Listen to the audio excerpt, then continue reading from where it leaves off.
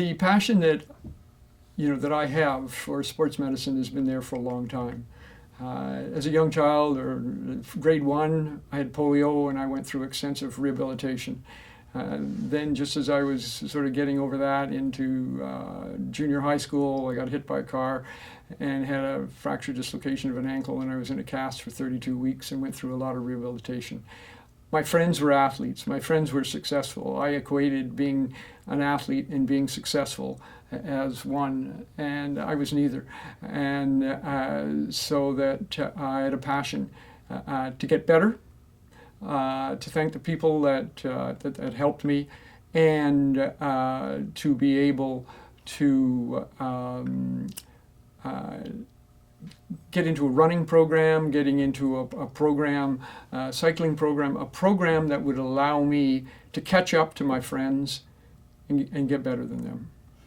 And my big passion was to make a major games, and which most people would laugh about. The question is in terms of the work with sports medicine and how much work does an athlete require. Sports medicine is now been recognized as a true specialty in sports medicine. That's just been, and they've gone through a whole process, and they've just now started to announce the ones in Canada that now have got this specialty, and I was very, very lucky to get one of the early ones a month ago. And what sports medicine is, it's basically taking that science of human movement that you understand from kinesiology and then applying that to a disease state. That disease state may be arthritis, it may be an ankle sprain, it may be a spinal cord injury. And we need to be able to diagnose that. Most important, we have to know what we're dealing with, to diagnose it, and then to have and utilize the most up-to-date, current, and we want to be up-to-date and current, that's why we do research, to be up-to-date and current, and give that athlete, young or old, it's got nothing to do with age, and it's got nothing to do with ability, young or old, to get them the best chance to recover and to get back to doing the activity that they want to do. When you run 62 marathons, do you get injured?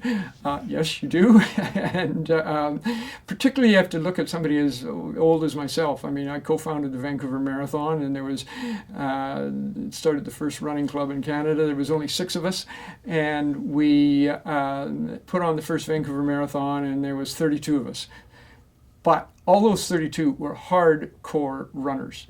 And so nowadays we have many, many more, obviously, tens of hundreds more.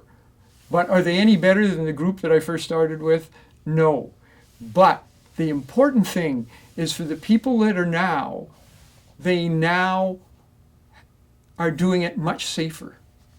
And so they don't go through the same number of injuries that we went through, because it was sort of trial and error.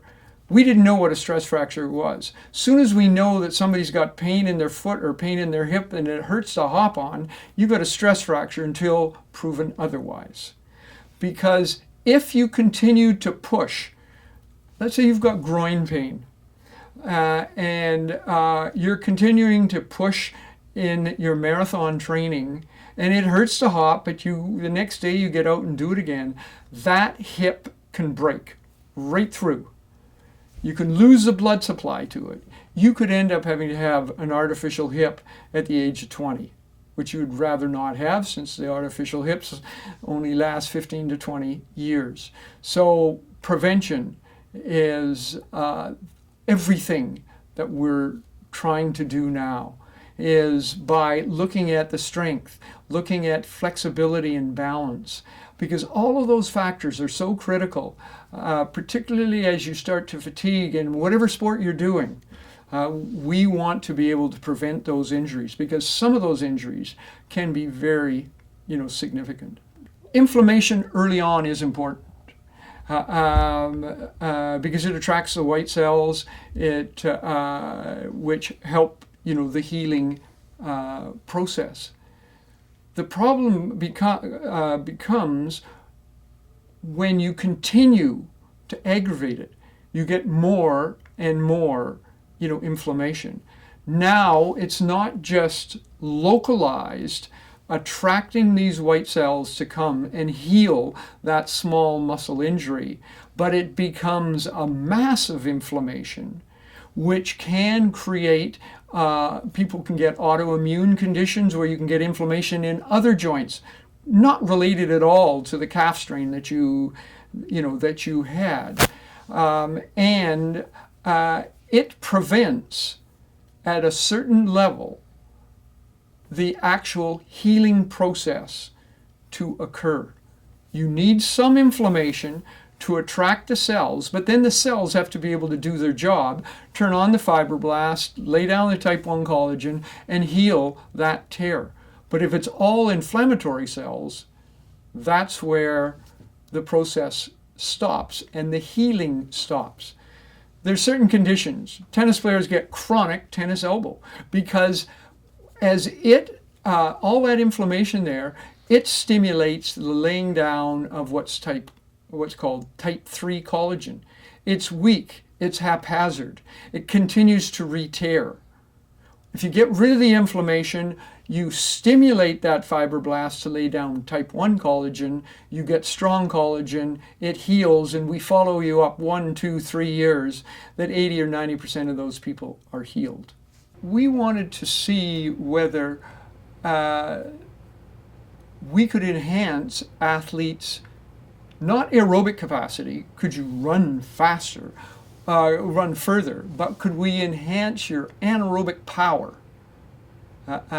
So these are power sports. So we selected 10 football players, and then we put them on 3 weeks of either the supplement or SierraSil. Then they were off 3 weeks to clear it out, and then they got the opposite. And we wanted to see, because when you do anaerobic work, you create anaerobic products which impair your performance. Lactic acid, people would understand. And what the actual mechanism of action of SierraSil is, it clears and removes inflammation. So it removes the lactic acid and then allows you to train, that much harder. So we trained these athletes, and so these are top athletes. So we wanted to see if, could we do it with individuals that were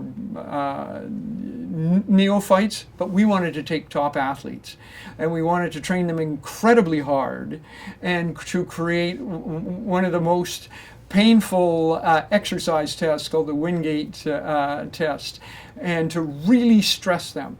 And could we improve their anaerobic power? Yes, we could. We improved their power 3%. And people say, well, 3%, that's not very much. Well, you take a look at a power sport. Let's say it's a cyclist. In that sprint, 3%, 3 seconds.